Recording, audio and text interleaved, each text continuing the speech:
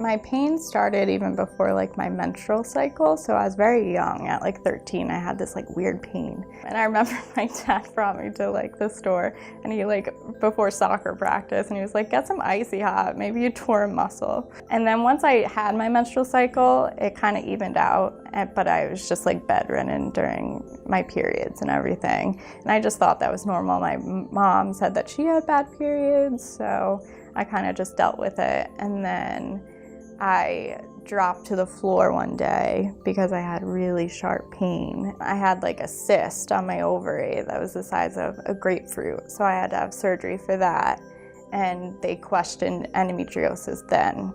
I didn't know what endometriosis was. I was young still. I thought I would get better after the surgery just for the cyst.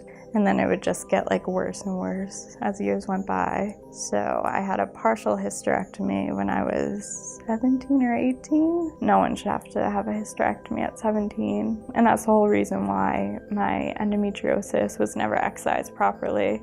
And it's common for it to resurface the worst ever after a hysterectomy. You get a few good years, amazing years, but then it comes back and it hits you just like a tsunami. Nothing like I ever felt before.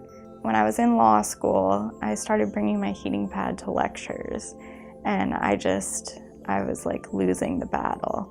And that was the first time I had to put my hands up, and I had to leave school and couldn't work, couldn't even go to the store, I couldn't eat, I was throwing up from the pain.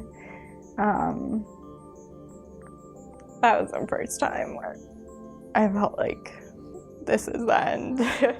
I didn't see, I was like, is this gonna be the rest of my life? So, and I was so driven and stayed in schools, and people couldn't understand socially, why can't you just get better? You've had surgeries, but they don't understand, Some doctors feel like they've done all they can do, and they think that you don't have it anymore. And he told me it was impossible that I had any endo again.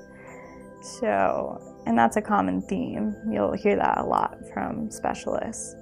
I met Dr. Shirkandi through a mutual friend. She was wonderful and kind and warm, and this field is so dominated with males, and it was just so nice to have a females to come to, and it was just a different atmosphere. The injections that she did, doing it how she did it and following her plan, finally now feeling like my old self. So I call it my flare of a lifetime.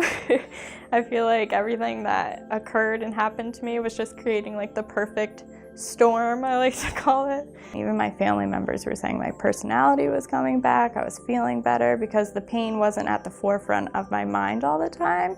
There's no cure, and I'll always have issues with the pelvic floor, but that's why you see specialists like Dr. Shirkandi. She makes something that can be very awkward not awkward at all. She's just very bright and warm, and no matter what state you come in seeing her, you leave feeling happy.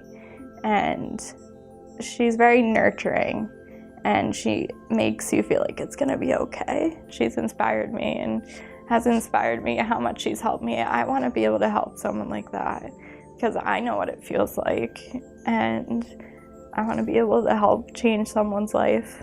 She definitely gave me something back that I lost, and I'm so grateful for it, and I just can't wait to see what the future holds. So I'm excited for all the people that are going to benefit from this and feel like me and feel like they're getting control back over their bodies and their life and have a say in it again.